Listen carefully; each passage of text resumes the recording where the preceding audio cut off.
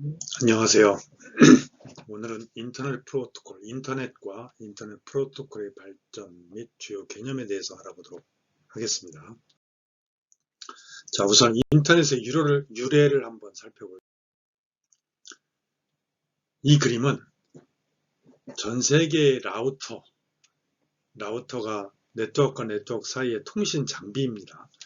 이 라우터로 연결된 인터넷을 라우터가 하나의 점이고 라우터와 라우터 연결을 선으로 표현해서 시각화해서 그린 겁니다. 여기 한 부분을 확대를 하면 이렇게 돼 있어요. 뭐 같습니까? 여러분들. 요거를 보면은 밑에 이렇게 확대한 걸 보면은 그냥 관계도를 표현한 것 같은데 이렇게 지구 전체 모습을 이렇게 쫙 보니까 이게 뭐 같아요? 네, 저는 하나의 뇌 같습니다. 무슨 얘기냐고요?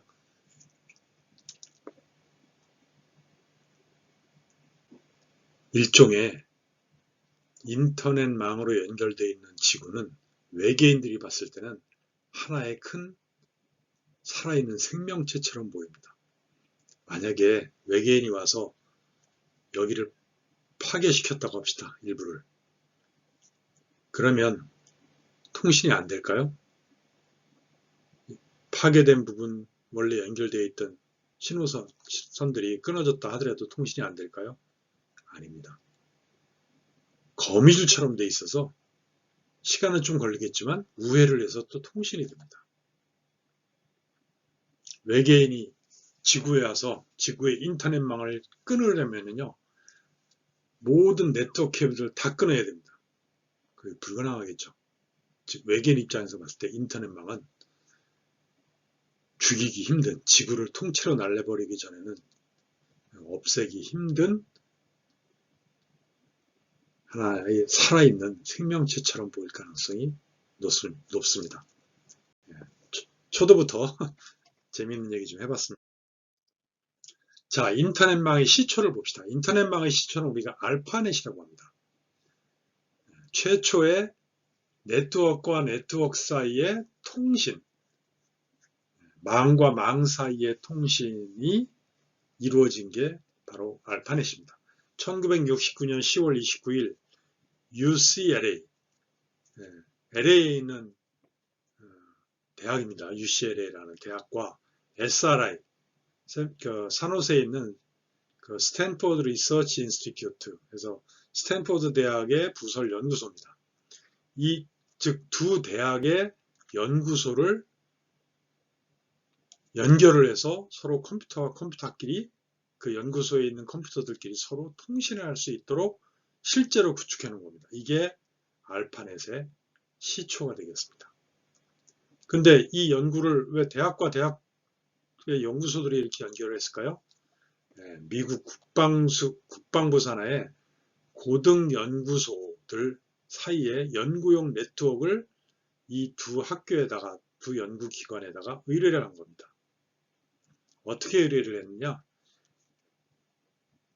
1969년이면 핵전쟁 등 이런 것들에 대해서 소련과 냉전이 엄청나게 지속됐던 그 시기입니다. 그래서 핵전쟁 등의 상황에서도 살아남을 수 있는 네트워크를 연구해보자 해서 이 두 연구소에 의뢰를 했고 결국은 이 두 연구소 연결하는 네트워크가 알파넷이 1969년에 처음 성공을 했습니다.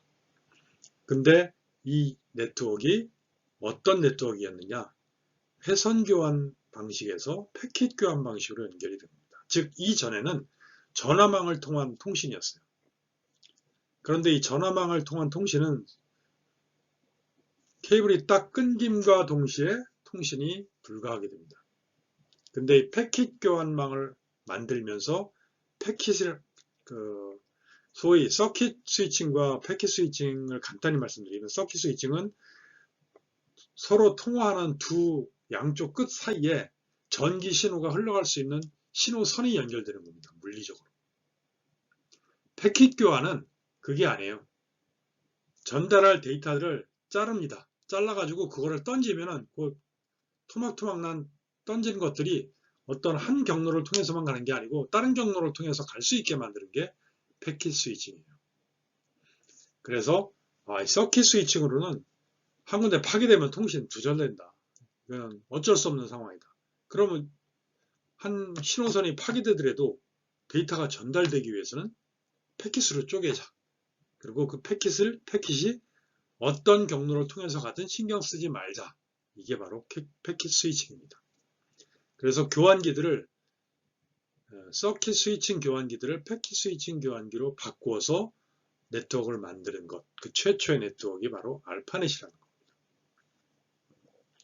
그래서 알파넷은 이 그림에서 1969년에 처음에 여기 SRI, 산호세에 있는 SRI라는 연구소와 UCLA, LA에 있는 캘리포니아 대학, University of California in LA. 그래서 이 두 대학이 맨 처음에 연결됐고 바로 또 UCSS하고 여기 유타 대학 이 네 군데가 또 연결이 됐습니다. 그리고 1970년대는 이 동부 지역에 있는 MIT, 하버드 이런 데하고 또 연결이 됐어요. 그리고 72년도에는 많은 곳이 연결이 됐습니다. 그리고 77년도에는 웬만한 중요한 곳이 연결이 됐어요. 네, 이 기술이 미국 국방부 산하의 고등연구소들이 전국에 흩어져 있는데 그 전국에 흩어져 있는 그 국방부 내부 망이다. 이렇게 생각을 하시면 되겠어요. 근데 이제 이게 워낙 좋으니까 일반 연구망으로 일단 발전이 되게 됩니다. 연구망이. 국방망은 사실은 일종의 비밀 유지가 중요한 망이기 때문에 연구망으로 학교들 연구소를 중심으로 혹은 정부기관 연구소들을 중심으로 연구망이 먼저 완성이 됩니다. 그래서 최초의 알파넷이 1969년에 완성이 됐고 1974년에 알파넷 연결 형태가 한 이 정도까지 됐습니다. 그리고 1983년 한 10년쯤 지나서 그동안에는 여기 알파넷 즉 국방부에서만 썼었어요. 그러다가 NSF넷이라는 게 만들어집니다. 미국 과학재단 산하에 5곳의 슈퍼컴퓨터 센터를 연결한 겁니다. 미국 전국에. 그게 1983년에 완성이 됐고 그것을 우리는 NSF넷이라고 합니다. 그래서 이 NSF넷이 나중에 향후에 이 알파넷까지 흡수를 합니다. 흡수를 해서 알파넷은 그 연구기관들, 대학의 그 국방부의 이런 인터넷 연구 기관들을 전부 다 묶은 망이 알파넷이죠. 근데 그 알파넷을 NSF넷과 합칩니다. 그래서 NSF넷의 이 중심이 돼서 하나의 큰 연구망이 만들어졌어요. 즉, 이 망이 결국은 뭐냐? 현재의 인터넷망으로 발전을 하게 된 겁니다. 자, 기술적으로 봤을 때는 TCP/IP라는 프로토콜이 있는데 이 인터넷 구조를 만드는 겁니다. 이 빈트서프와 로버트 칸이라는 사람, 이 빈트서프 이 사람입니다. 이 사람이 TCP/IP 프로토콜을 제안을 했고 이 프로토콜이 알파넷에 적용이 됐습니다. 그리고 이 사람 사진을 좀 크게 놨어요. 이 사람이 이게 알파넷이 전 세계적으로 쭉 퍼지면서 1989년에 월드 와이드 웹이라는 개념을 이분이 만들었습니다. 팀 버너스 리라는 사람인데 유럽의 입자물리연구소 쪽이에요. 물리학연구소입니다. 선이라고 하는 유럽의 입자물리연구소에 있는 이 사람이 월드 와이드 웹이라는 개념을 처음으로 제시합니다. 즉 월드 와이드 웹이라는 개념이 뭐냐? 내가 불특정 다수한테 내가 만드는 문서를 공개를 하고 싶어요. 그 공개하고 싶을 때 어떻게 하느냐? 그 문서를 공개하고 싶은 문서를 HTML이라는 것으로 만들고 그리고 공개할 그 HTML로 구성된 문서를 이 웹서버에다가 저장해 놓고 이 웹서버는 외부에서 연결을 해서 어떤 공개한 문서를 주시오 했을 때 그거를 전달해 주는 역할을 하면서 이 웹서버가 전달해준 HTML 문서를 각 유저들이 웹브라우저라는 어플리케이션 프로그램으로 화면에 표시하도록 하는 문서를, 그런 개념을 이 사람이 처음 제안을 했고, 이 개념에 의해서 프로그램들이 개발이 됐어요. HTML, 웹서버, 웹브라우저 이런 게 개발이 돼서 처음으로 월드와이드 웹 서비스가 1991년에 처음 서비스가 시작됐습니다. 이게 엄청난 현재 인터넷을 활성화시킨 엄청난 역할을 한 개념이 바로 이 월드와이드 웹 개념이라고 보시면 되겠습니다. 자, 인터넷 히스토리에 대해서 잠깐 보면은요, 아까 말씀드린 것들을 1969년에 인터넷이 처음 탄생했어요. 인터넷의 생일은 1969년입니다. 그리고 1974년에 3년에 TCP가 개념이 나왔고 1974년에 알파넷에 적용이 됐고요. 그리고 TCP/IP 프로토콜이 적용이 된 것이 1980년대, 74년부터 80년대 초까지 쭉 적용이 됐습니다. 그리고 1984년에는 약 1000개의 호스트가 연결이 됐고요. 그리고 1990년에 월드와이드 웹이 나타났습니다. 그리고 월드와이드 웹의 첫 번째 웹 서비스가 91년에 있었고 93년에 모자이크라는 브라우저가 오픈이 됐습니다. 오픈 브라우저입니다. 오픈, 공짜란 얘기예요. 그러면서 이 월드와이드 웹이 폭발을 하게 됩니다. 폭발을 하면서 1996년에는 약 3천만 유저, 그리고 1998년에 3천만 웹서버가, 전 세계 3천만 개 정도의 웹서버가 인터넷에 연결되게 됩니다. 이때부터는 인터넷이 지구의 망을 독점을 하게 됩니다. 밑에는 이제 다시 한번 다른 관점에서 한번 본 건데요. 와이드 에리어 네트워크, WAN이 1965년에 처음 개념이 주창이 됐고, 그게 1969년 와이드 에리어 네트워크, UCLA와 SRI에 처음으로 알파넷이 구축이 됐습니다. 그리고 1970년에 로컬 에리어 네트워크라는 것이 또 디파인이 됐어요. 내부망, 그죠? 한 기관의 내부망. 그리고 도메인 네임 시스템이라는 것이 1983년에 도입이 됐습니다. 이 도메인 네임 시스템 개념이라는 게 도입이 되면서 이전까지는 IP 주소, 4자리 숫자, 그걸 가지고 호스트의 아이덴티피케이션을 했는데, 이때부터는 우리가 쉽게 이해할 수 있는 www.google.com 이런 이름으로 IP 주소를 대신할 수 있게 됐습니다. 이 도메인 네임 시스템 때문에. 그리고 네트워크와 네트워크를 연결하는, 원거리 네트워크를 연결하는 라우터라는 제품이 1987년에 처음으로 통신 장비로 구축이 됩니다. 그리고 기존의 전화망을 이용해서 전화망을 통한 인터넷망이 1989년에 처음으로 이제 연결이 되면서 전화망을 이용해서 접속하는 방법이 나오게 됩니다. 이러면서부터 전화망을 통해서 서킷 스위칭망이죠. 그 전화망을 통해서 인터넷망에 연결이 되면서 인터넷망이 급격하게 확대되기 시작합니다.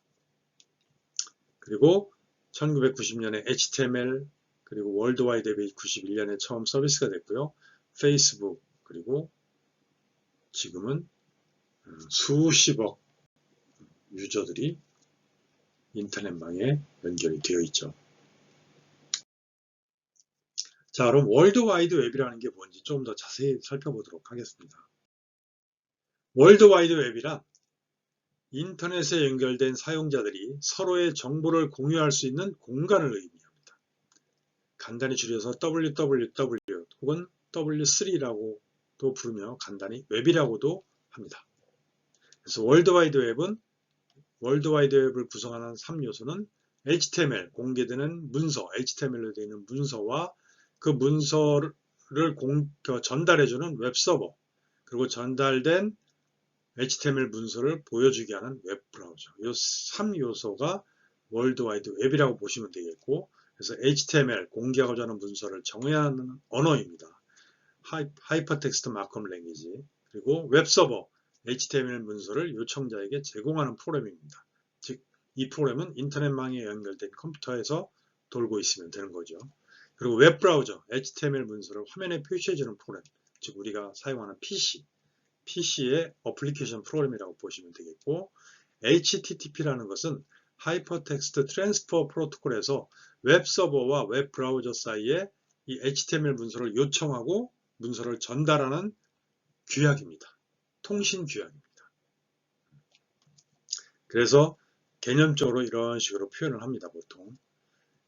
그래서 월드와이드 웹에는 이렇게 웹서버라는 게 존재하고요. 웹서버 프로세스라는 게 있어야 되고, 그 웹서버는 웹호스트, 즉 이런 HTML 문서, 웹 문서를 전달해주는 웹 문서를 저장하고 전달해주는 서버, 웹호스트라고 하고, 그 호스트에서 이 HTTP 서버, 즉 웹서버라고 하는데, HTTP 프로토콜로 이런 문서들을 전달해주는 프로그램, 그 웹서버가 돌고 있고요. 그리고 인터넷망을 통해서 개인들 PC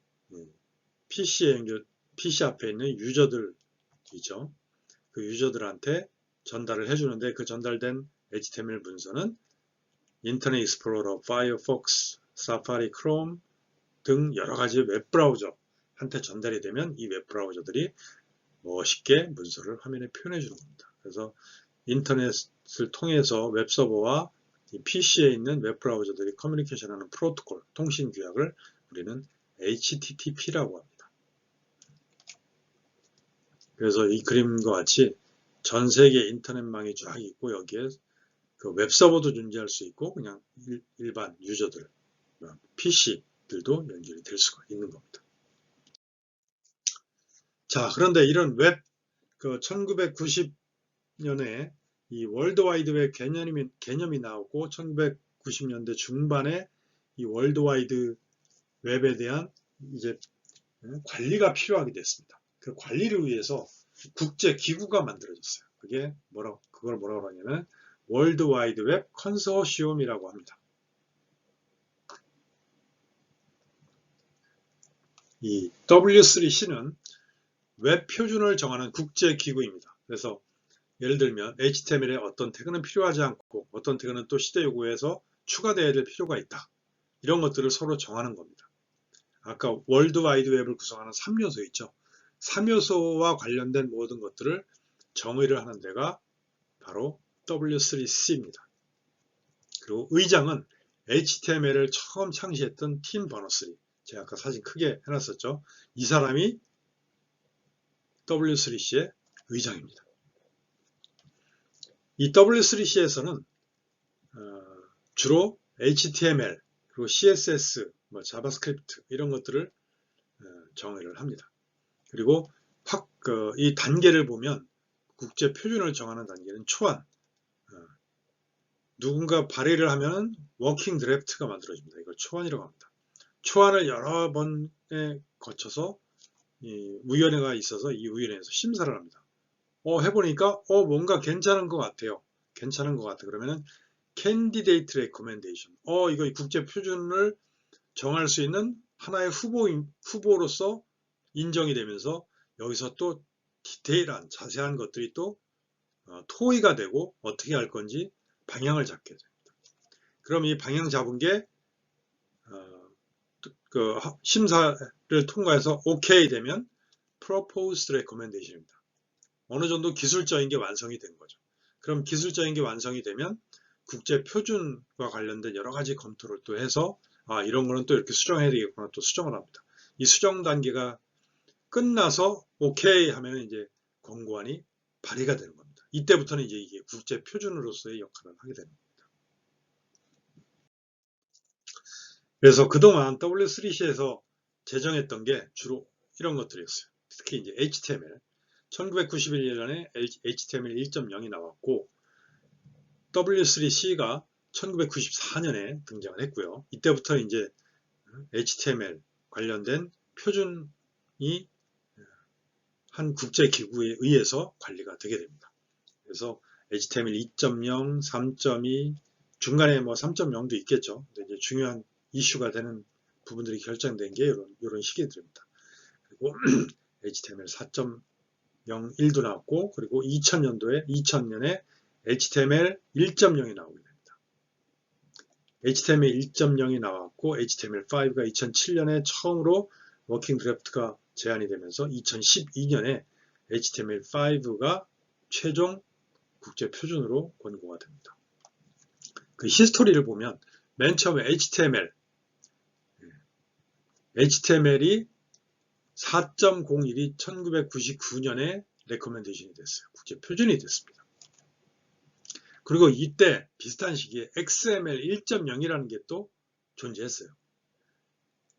HTML은 그냥 단순한 문서였는데 이거는 XML은 이거를 뭔가 프로그래밍 언어처럼 체계적인 표현 방법으로 만들자 해가지고 나온 게 XML입니다. 그래서 이것도 좋고 이것도 좋아. 그러면 이거 합칩시다 해서 W3C에서 XML과 HTML을 합친 XHTML 1.0을 2000년에 레코멘드를 합니다. 그리고 XHTML 2.0도 나왔는데 이거 XML 이거 큰 특징이 없으니까 이제 아예 HTML 합시다라면서 이것들이 XHTML 1.0에서 HTML5 표준이 2007년에 제안이 되고 결국은 2012년에 최종 HTML5가 표준으로 정해졌습니다. 그래서 XML도 나왔고 XHTML도 있고 DHTML도 있고 여러 가지가 있는데 최종은 HTML5라고 보시면 되고 향후에 여러분들이 웹서버 프로그래밍을 한다. 그럼 HTML5를 기준으로 프로그램을 하시면 되는 겁니다. 이런 역할들을 하는 게 바로 W3C에서 하는 겁니다.